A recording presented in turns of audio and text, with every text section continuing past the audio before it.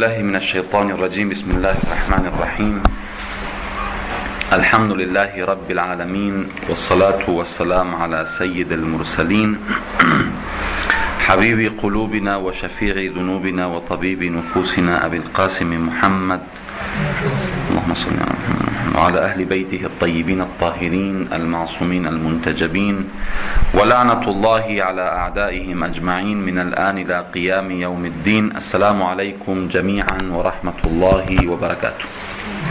En el nombre de Dios, el clemente, el misericordioso, la paz de Dios sea con todos sus profetas, desde Adán hasta Muhammad, salawatullah wa salamu alayhim ajma'in.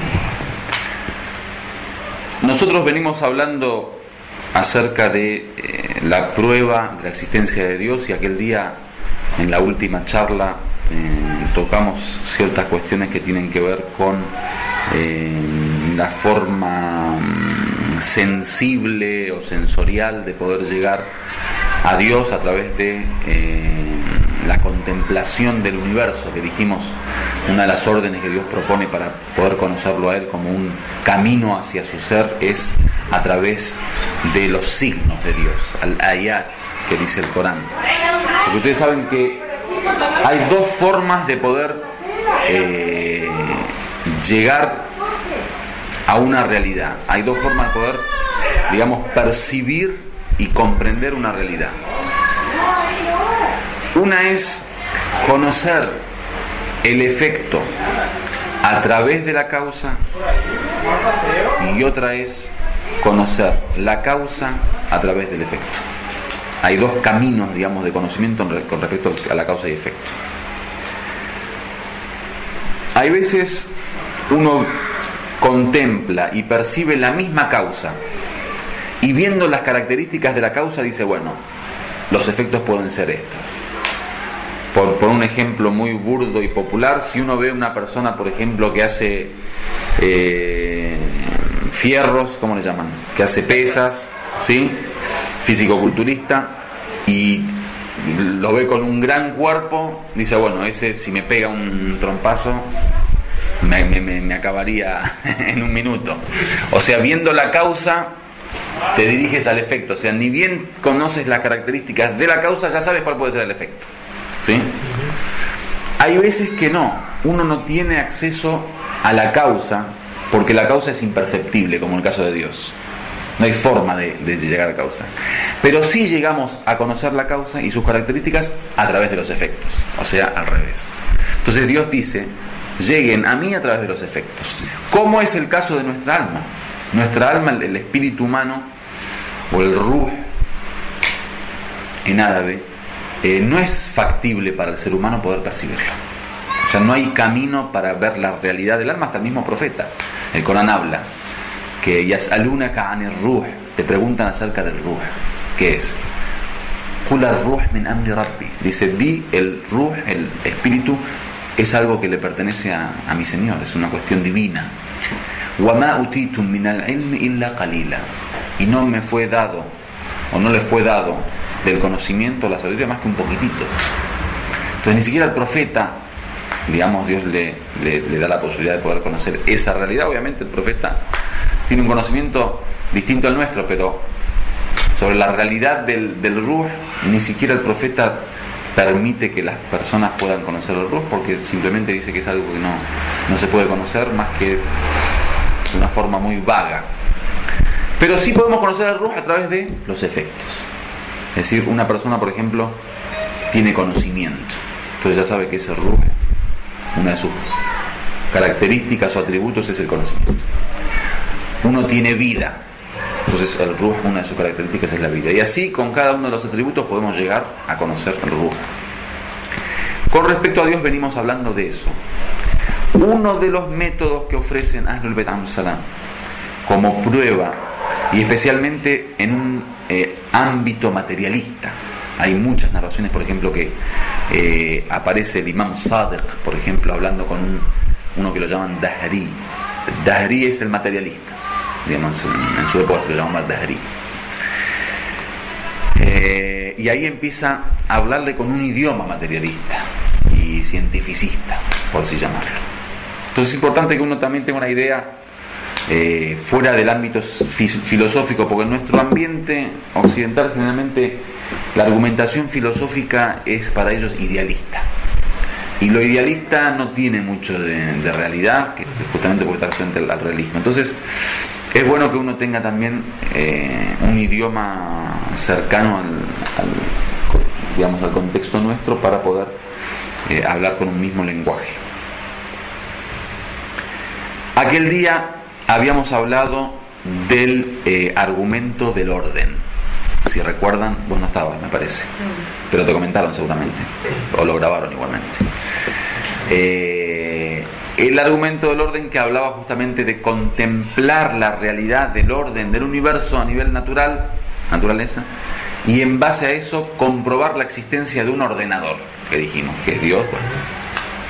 Hoy vamos a continuar con este estilo, digamos, en donde no vamos a hablar desde la perspectiva filosófica, o sea, a través de conceptos, sino vamos a ir a temas concretos y que están relacionados también con el tema de ustedes, que es la medicina, que bueno, voy a dar una introducción pequeña sobre el tema de la medicina para después ya entrar directamente al argumento que se utiliza y que la medicina les ayudará mucho también para poder profundizarlo. Sobre el tema de la medicina, claro, hay una visión islámica, especialmente ahora tocada por la Ayatollah Jabodí Mulillo. Aquel día les hablé un poco sobre eso, hoy voy a hablar un poquito más detallado, que es una crítica a la medicina occidental, contemporánea, como ciencia que intenta separar el fenómeno espiritual del fenómeno corporal. Él, en pocas palabras, dice que la medicina en Occidente se ha transformado en veterinaria, se los dije aquel día. Es decir, que ven al hombre como un cuerpo y no, contemplan más que la dimensión animal, es decir, la sensibilidad, el desarrollo, el movimiento volitivo, y todos los instintos, digamos, que tiene el animal como ser. Claro, separar esa realidad de la realidad espiritual es directamente animalizar al hombre, porque hay dos cuestiones con respecto a separar, y las dos son negativas. Hay veces hay quien separa la realidad espiritual diciendo que directamente no existe realidad espiritual, o sea, no creen en la dimensión metafísica del hombre. Y el hombre no es más que un animal sofisticado, diríamos. O sea, un animal moderno, ¿sí? Con todas las leyes de la animalidad de cualquier animal, pero con algunas características que lo distinguen del animal. Por lo tanto, diríamos, es un animal sofisticado. Eso es un desastre, o sea, a nivel religioso esa opinión es lo peor que le puede pasar al ser humano y es la ceguera misma. Hay otros que dicen, no, el hombre tiene espíritu. ¿Sí? Hay quienes dentro de los científicos dicen, no, el hombre tiene una dimensión metafísica. Pero el problema, y eso es lo que pasa con muchos médicos, es que distinguen dicha dimensión de tal forma que hacen de la dimensión espiritual un campo totalmente aislado e independiente. O sea, hacen una línea divisoria absoluta, en donde cuerpo y espíritu no se unen. O sea, no hay una relación. En ese sentido, la visión islámica, especialmente en la filosofía de Mullah Sadra, que es un poco la filosofía que continúa, digamos, históricamente el primer proceso filosófico en el Islam, que empieza con Avicena y con Sohrawardi, termina con Mullah Sadra, y que todos los filósofos contemporáneos como el Imam Khomeini, o Sayyid Tabatabai, o Shahid Mutahari, o yo, por ejemplo, siguen esa línea, que es la línea de al-Hikma al-Muta'alia, que sería, digamos, lo que llaman la teosofía trascendental, filosofía trascendental.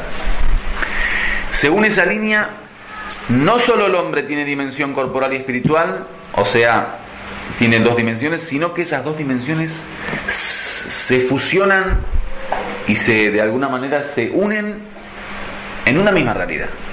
El Mullah Sadra tiene una expresión que dice: el cuerpo es el espíritu materializado o corporizado, y el espíritu es el cuerpo, ¿cómo le dicen? Espiritualizado, ¿no?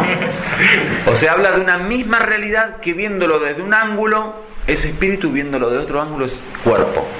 O sea, hace la comparación como un mismo ser que en diferentes estaciones tiene distintas manifestaciones. Entonces, en un momento es ruh, puro espíritu, en otro momento es cuerpo, siendo un mismo ser.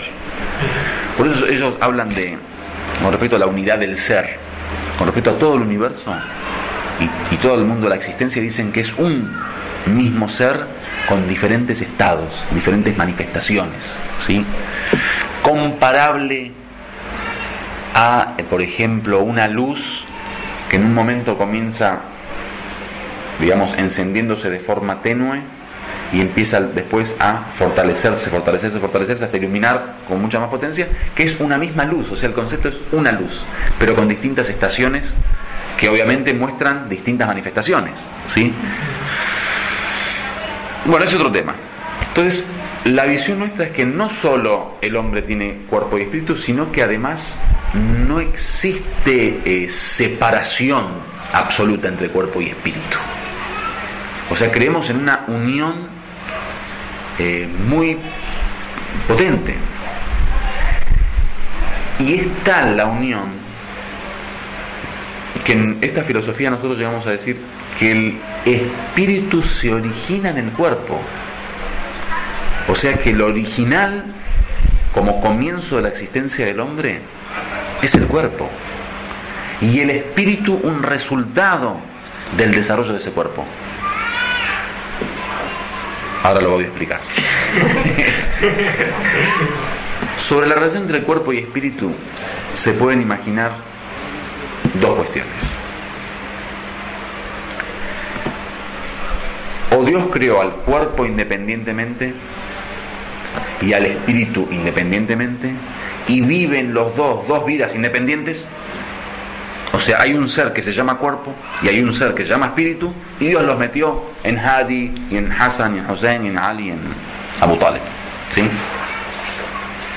Otra es que Dios creó al cuerpo,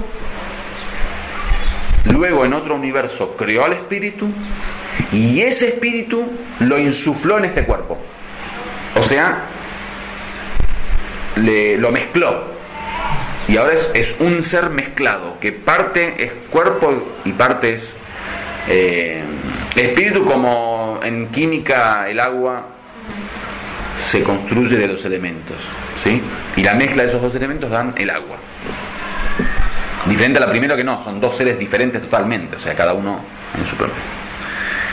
La visión de la teosofía trascendental dice no, en realidad no existen cuerpo y espíritu en dos universos diferentes, como la primera, ni tampoco fueron creados diferentes en universos diferentes y después unidos, como para decir que bueno, Dios creó el cuerpo, creó el espíritu y después los unió, como muchos adjudican algunos filósofos griegos, que hablan de que el espíritu es como un pájaro en la jaula hasta que debe después liberarse. Dice no, Dios creó un solo ser, creó al individuo, creó a cada uno de nosotros. Ese ser, el comienzo de su existencia es corporal y la continuidad es espiritual. O sea, en una etapa Dios crea el cuerpo y de ese cuerpo que va desarrollándose crea después el espíritu, que es el cuerpo con vida. Y ahí hay toda una cuestión con respecto al tema de cuándo comienza la vida, ¿sí? Islámicamente hablando, el concepto de vida como vida comienza cuando el óvulo se pega a la pared del útero. Cuando comienza, digamos, a desarrollarse el óvulo fecundado, después de impregnarse, no sé cómo le dicen, de la implantación. Cuando se implanta el óvulo fecundado en la pared del útero, que ahí comenzará el crecimiento propiamente dicho, ahí es el comienzo de la vida para nosotros. Por eso en el tema del aborto tenemos la píldora del día después, está permitida porque es antes de la implantación. La implantación tarda una semana más o menos. Sí, una semana, supongamos. Entonces, todo lo que sea, digamos, método anticonceptivo antes de esa semana, antes de confirmar la implantación, se estaría permitido en el Islam. Diferente a la Iglesia, que ni siquiera permite. Ahí comenzaría la vida. Sin embargo, cuando hablamos de vida no hablamos de espíritu, necesariamente en el sentido de espíritu humano, sino que hacemos una distinción entre vida y espíritu. El espíritu humano es lo que somos nosotros, nuestra realidad espiritual, racional, intelectual, emocional, psicológica, nuestra realidad, nuestro ser, es todo el espíritu. Pero la vida es otra cosa. Por eso los filósofos dividen el espíritu o el alma, en este caso, que habla de la relación del espíritu con el cuerpo, en tres: espíritu, alma vegetal, alma animal y alma humana. El alma vegetal es lo que se refiere al desarrollo y crecimiento, ¿sí? El alma animal es la que, además de desarrollo y crecimiento, tiene sensibilidad y movimiento. Y el alma humana es, además de todo eso, racionalidad y emoción, digamos, todo el tema psicológico. Cuando se implanta el óvulo en la pared del útero, Dios insufla en él el alma vegetal, por eso comienza a desarrollarse. Hasta antes de eso sería un mineral el ser humano, o sea, sería inerte, un ser inerte. Mineral en el sentido inerte. A partir de eso comienza a ser un vegetal. En el cuarto mes que comienza el movimiento del feto o del bebé, Dios insufla el alma animal. Por eso ella es un animal en el sentido de movimiento y sensibilidad. Y al final del parto, cuando va a dar a luz, ahí insufla el aql o el intelecto. Por lo que ahí el ruh verdadero humano comienza a existir. Entonces son las tres etapas que proponen los filósofos con respecto a la vida. Comienza con vida vegetal, luego animal. Entonces, según esta visión, Dios primero que crea el cuerpo. En principio simplemente cuerpo inerte. A ese cuerpo le suma perfección y ese cuerpo más esa perfección se transforma en vegetal. Luego ese vegetal le suma perfección, se transforma en animal, y luego ese animal le suma perfección, se transforma en un ser humano.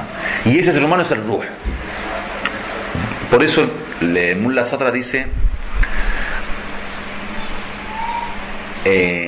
Ar-ruh jismaniyatun nushu ruhaniyatul baqa. Dice, el espíritu humano tiene un origen corpóreo porque se origina en el cuerpo y tiene una continuidad o una permanencia espiritual.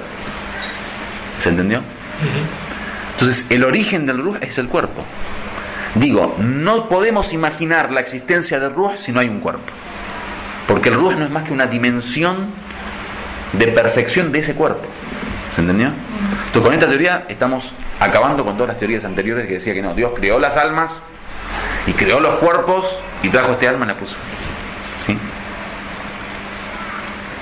Bueno, eso con respecto a la idea de vida y la idea del alma. Ahora, esto es simplemente una introducción para entrar en nuestro tema, que es justamente bueno, primero vamos a continuar con el tema de la medicina que dijimos. Bajo esta perspectiva no podemos imaginar una ciencia que estudia el cuerpo lejos del fenómeno espiritual. ¿Por qué? Porque dijimos es una misma cosa. Dijimos nuestra visión no es ni de independencia, o sea, cuerpo por un lado, espíritu por otro lado, ni de relación de mezcla, o sea, cuerpo y alma juntas, sino una relación de unidad. Estamos hablando de un mismo ser. Es un solo ser. Pero es un ser complejo, en donde una dimensión es corporal y otra dimensión es espiritual. Pero esa complejidad en la unidad, ¿sí? Entonces, con esto dice Ayatollah Jaudia Moli que no podemos hacer del hombre un objeto que quiera ser observado en el laboratorio. O sea, no podemos estudiar el cuerpo humano simplemente desde la perspectiva del laboratorio, como el objeto, digamos, de cualquier tipo de ciencia experimental. Pero si bien aceptamos la idea del método científico como método utilizado para la realidad material, y aceptamos la realidad material del ser humano porque es obvia, no podemos limitar el trato de la medicina al ser humano o supeditarlo únicamente al campo científico en el sentido materialista de la ciencia. O sea, el ser humano se lo observa en el laboratorio, no es así. Entonces, él propone que la medicina tiene que, digamos, de alguna manera desarrollarse en un campo en donde lo espiritual entre de igual forma. Y esa es la crítica que se hace hoy en día a la medicina occidental contemporánea, y por eso se está creando de alguna manera una nueva corriente cientificista en el mundo islámico, en este caso en Irán, en donde se dé la oportunidad de investigar temas científicos pero con una perspectiva metafísica, en donde se le permita por lo menos al médico tener esa idea de unión entre cuerpo y espíritu. Y de hecho hay cuestiones que uno ve que en las narraciones aparecen con una relación entre lo psicológico y lo fisiológico muy muy potente, ¿sí? Por ejemplo, con respecto al viaje, cuando uno viaja, el Imam Ali dice que en el viaje hay una poesía que se le adjudica al Imam Ali. Dice que en el viaje hay 5 beneficios. Alaykum salam wa rahmatullah. Hay 5 beneficios. Tafarruju hammin, que significa el despojarnos de una preocupación, el aliviarnos de una preocupación. Waqtisabu ma'ishatin, y el ganar dinero o sustento. Wa ilmun wa adabun, ciencia, uno en el viaje puede aprender, digamos, conocimiento, y buenas costumbres, adab. Wa suhbatu majid, y conseguir un buen compañero. Uno en el viaje consigue conocidos, se hace amigos, digamos. Entonces habla de los beneficios del viaje, que muchos de ellos son beneficios psicológicos. Tafarruju hammin, por ejemplo, el aliviarnos de una, o el aprendizaje, o el aprender algunas costumbres, son cuestiones que afectan psicológicamente. El profeta tiene un hadith que dice safiru tasihhu, dice viajen para estar sanos. O sea, miren cómo une un viaje con la sanidad del cuerpo, ¿sí? También hay muchas cuestiones que hablan de la alimentación, por ejemplo, y ese tipo de cuestiones que sí existe, pero también lo psicológico lo une, ¿sí? Por ejemplo, con respecto al mes de ayuno, dice sumu tasihhu, hagan el ayuno y estarán sanos. No sé si conocen la narración esa famosa del imam que le dice a un compañero que si haces 3 cosas jamás verás un médico. ¿La escucharon hablar? Ustedes como médicos la tienen que escuchar, la tienen que saber. Aunque no les conviene porque si no los deja sin trabajo. Dice, si uno hace 3 cosas, jamás verá un médico. Una, comer únicamente cuando tienes hambre y deseas la comida, y al mismo tiempo dejar de comer con hambre todavía, o sea, aún deseando la comida. Primer consejo. Segundo consejo, masticar bien la comida. Tercer consejo, ir al baño antes de dormir durante la noche. Con esos 3 jamás visitarás un médico. O sea, ustedes 3 se quedarán sin trabajo. Entonces existen, digamos, narraciones que hablan del tema de salud a través de la alimentación, pero también existen muchas narraciones que hablan del efecto que tiene lo psicológico y emocional en la salud. Bueno, eso con respecto a la introducción acerca de la medicina y cuál es nuestra visión. Obviamente es para desarrollarlo. La Ayatollah Jawad tiene un libro completo que habla sobre un poco toda esta cuestión. Yo lo resumí en pocas palabras. Ahora, nuestro tema, que está relacionado con el tema de la argumentación o la prueba de la existencia de Dios, y unirlo a este tema de la medicina y de la vida. ¿Están con tiempo ustedes? ¿Sí? ¿Nos prolongamos un poquito en el programa? Sí. Tiene que ver con la existencia de la vida en el universo. En cualquier mundo, digamos, en el mundo vegetal, o en el animal, o en el humano. Y ustedes saben muy bien, mejor que yo, que la existencia de la vida es uno de los temas que aún la ciencia no ha podido dilucidar con claridad, digamos. Sí te habla científicamente del concepto de la vida y de los elementos químicos que deben existir en un ser como mínimo para que exista la vida, y digamos de los efectos de la vida a nivel movimiento y a nivel desarrollo. Todo eso está bien, pero sobre el fenómeno de la vida, como digamos, lo que llamamos el misterio de la vida, no hay una teoría clara que científicamente pueda ser sostenida, y por eso todavía nadie puede crear vida. Ustedes saben que uno de los objetivos de la ciencia, de alguna manera, es poder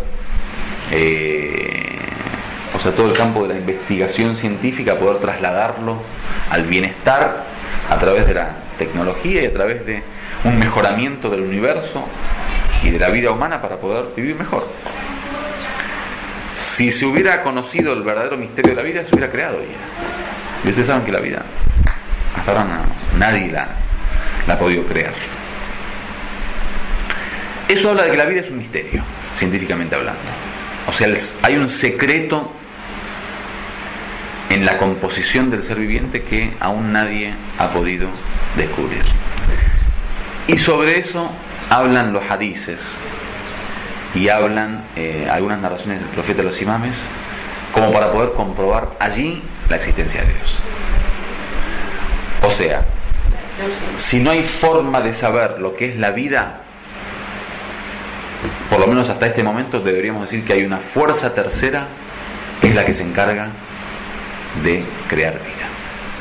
Tenemos una frase muy famosa que aparece en el Corán, que es la haula wa la quwwata illa billahi al-azim. El haul, ¿qué es? Cuando decimos la haula, no hay, claro, muchos dicen no hay más fuerza, muchas veces dicen wala quwwa, no hay más poder ni fuerza. Quwwa es fuerza, haula es poder, muchos dicen. En realidad haul es transformación, ¿sí? Tiene que ver con un cambio. El haul, por ejemplo, el cambio de año le llaman haul, cuando cambia el año, ese momento de cambio le llaman haul. De hecho, el verbo transformarse es hawala en árabe. Algo que se transforma le dicen tahawala, se transformó. Entonces, el haul tiene que ver con los cambios. Y los cambios a nivel científico son todos los fenómenos naturales que se dan cotidianamente en el universo. Constantemente nosotros estamos contemplando cambios en el universo. Todo lo que ocurre, desde la salida del sol y la noche, hasta el movimiento de la tierra, hasta los vientos, todo lo que ocurre no son más que cambios, ¿sí? Pero constantemente estamos contemplando cambios. Eso es algo que científicamente está comprobado.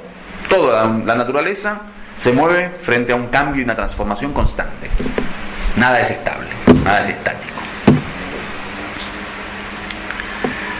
Por otro lado, en filosofía, ¿qué se dice? Que no hay efectos sin causa. ¿Qué significa no hay efectos sin causa? Que si hay un cambio, o sea, yo tengo este teléfono acá y cambio su posición y lo pongo acá, hubo algo que ocurrió, porque si no estaría en estado de quietud. Eso que permitió que el teléfono cambie su posición fue una causa. Alguien causó, motivó ese cambio. Entonces no hay cambio sin causa, sería. ¿Sí? Bueno, y vemos los cambios, existen muchos cambios. Entonces detrás de ese cambio tiene que haber una causa. Esa causa la llamamos quwwa, fuerza. Entonces la haula o la quwwa significaría que no hay cambio, que es lo aparente, lo que vemos en el mundo de la apariencia, los cambios. Wala quwwa, ni tampoco fuerza, que es la causa del cambio, lo que produce el cambio. Illa billahi al-ali al-azim, excepto en Dios, el altísimo, grandísimo. Entonces, los cambios es lo que vemos, la fuerza es la causa de los cambios, y nuestra teoría es que no hay cambio ni fuerza más que con el poder de Dios, más que gracias a Dios, más que a través de Dios. Entonces, eso es lo que queremos comprobar ahora con el argumento que vamos a hablar.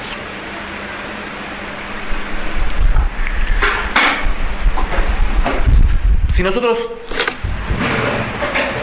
quisiéramos imaginar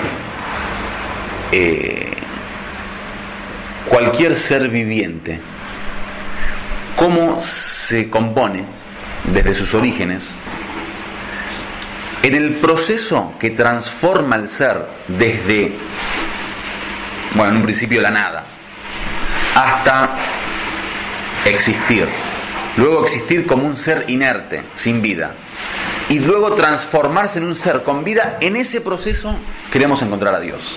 El argumento es eso. El argumento es que queremos ver la transformación del ser desde su génesis hasta transformarse en un ser con vida, para ver ahí en donde está Dios, que es lo que aparece en el hadith que voy a decir al final del argumento. Imaginemos una planta. Una planta. El origen de la planta como planta es la semilla. ¿La semilla es un ser vivo o no? ¿O inerte? Inerte. La semilla no se desarrolla, no tiene sensibilidad, no crece, no se mueve, es inerte. Para que ese ser inerte, la semilla, se transforme en planta, ¿qué hace falta? Hace falta plantarla en la tierra, hace falta regarla, hace falta que le dé oxígeno, que le dé sol, y que esté en un ambiente que no le prohíba, digamos, su desarrollo. O sea, que se le permita libremente crecer. Eso es lo que hace falta, no hace falta más nada. Cualquiera lo puede comprobar en cualquier campo. Uno va, planta una semilla, ¿en dónde? En la tierra. A la tierra le da oxígeno, sol, agua, crece y se transforma en un árbol. Es muy simple el tema. Bueno, viendo estos elementos, la semilla es inerte. ¿La tierra tiene vida o es inerte? Inerte. ¿El sol tiene vida o es inerte? Inerte. ¿El agua tiene vida o es inerte? Inerte. ¿Y el oxígeno? ¿El aire, digamos? Es inerte. O sea, de una semilla inerte y una tierra inerte y un sol inerte y el aire inerte y el agua inerte, nace un ser viviente. ¿Se entendió? ¿Quién le dio la vida? O sea, científicamente, ¿cómo puede ser que de la muerte nazca vida? Es lo que dice el Corán: yukhrijul hayya minal mayyit wa yukhrijul mayyita minal hayy. Dios hace salir al vivo del muerto y al muerto del vivo. Al muerto del vivo es la muerte normal. Nosotros estamos vivos, de repente nos morimos. O sea, de la vida Dios crea la muerte. Y el vivo del muerto, de la tierra muerta, un vegetal vivo. Este argumento se lo presentas a cualquier científico y no tiene forma de explicarlo. O sea, ¿cómo la suma de 0 más 0 más 0 más 0 da 1? ¿Cómo? O sea, 0 vida en la semilla, 0 vida en la tierra, 0 vida en el agua, 0 vida en el sol, 0 vida en el aire, 0 más 0 más 0 más 0 da 1, un ser con vida. O sea, eso es El que no cree, no sé. ¿Quedó la idea? ¿No es lindo el argumento? Maravilloso. El Imam Sadiq alayhi salam, cuando habla con este materialista, le da un ejemplo similar. Dice: adentro de este huevo, ¿qué hay? Dice: hay un líquido blanco y un líquido amarillo. ¿Sí?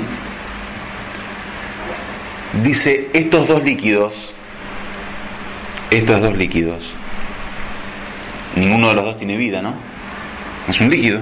Si uno parte un huevo, ¿qué sale? Un líquido. Yema y clara. Que cuánto conocimiento, ¿no? Dice: con certeza y seguridad puedes, diríamos nosotros, jurar que dentro del huevo no hay más que eso. Dice: sí. Dice: bueno, ese huevo que no tiene más que un líquido blanco y un líquido amarillo, sin que salga nada de él y sin que entre nada a él, luego de que la gallina lo empolla, sale de él un animal con patas, plumas. Con las plumas la van a ir, desarrollando después, pero con la capacidad de tener plumas, con pico, con ojos, con. O sea, ¿qué significa eso? O sea, ¿cómo un líquido blanco se transforma sin que nada haya entrado? O sea, ese pico que es como una madera no entró, o sea, no sé si se entiende. Eso que va a ser una pluma no entró, eso que son patas y no entró, había un líquido. Pues eso es magia, ¿no? Diríamos. El que lo vea, ¿qué es magia eso? Entonces, ¿qué significa? Que no hay transformación, la transformación del líquido en pollo, ni fuerza, que es aquello que está moviendo, transformando, illa billah, más que en Dios. Ese es el argumento científico, más cercano al tema de la medicina, que es el tema que ustedes manejan, para comprobar la existencia de Dios, que utilizaron Ahlul Bayt, que es algo que, es tan moderno como el mayor argumento que uno puede utilizar. O sea, uno dice, hace 1400 años hablaban de eso. Hoy todavía no se pudo, dilucidar el misterio de la vida. Y eso es impresionante, o sea, cómo de la muerte aparece la vida. Y es el ejemplo que da el Corán con respecto al día de la resurrección, que muchos no creen de que Dios pueda resucitar a los hombres. Dice el Corán: lo hará como lo hizo por primera vez. Así que por primera vez cuando había vida, como para que vos digas, ¿cómo va a ser? No sé si al principio nunca hubo vida y Dios creó la vida. Ahora le estás dificultando a Dios el hecho de que después de haber creado la vida, cree vida. Y lo maravilloso es que Dios no te lo deja para el día del juicio final. Te dice: no, vos materialista y cientifista, te lo voy a demostrar en esta vida. Y no solo en esta vida, una vez en la vida. Cada año lo vas a tener que ver. Cuando en la primavera Dios da vida a la naturaleza, a la tierra, después de muerta. El Corán dice: en cada año yo te voy a mostrar la resurrección. Voy en otoño a matar a la tierra y sus vegetales, para en primavera otorgarle vida y resucitarlos. Entonces, ese árbol muerto con las hojas que se le caen, amarillo, demacrado, débil, en primavera aparece la fuerza divina, la haula wa la quwwata illa billah, para transformarlo en verde con frutos y flores. Allahumma salli ala Muhammad walhamdulillahi rabbil alamin.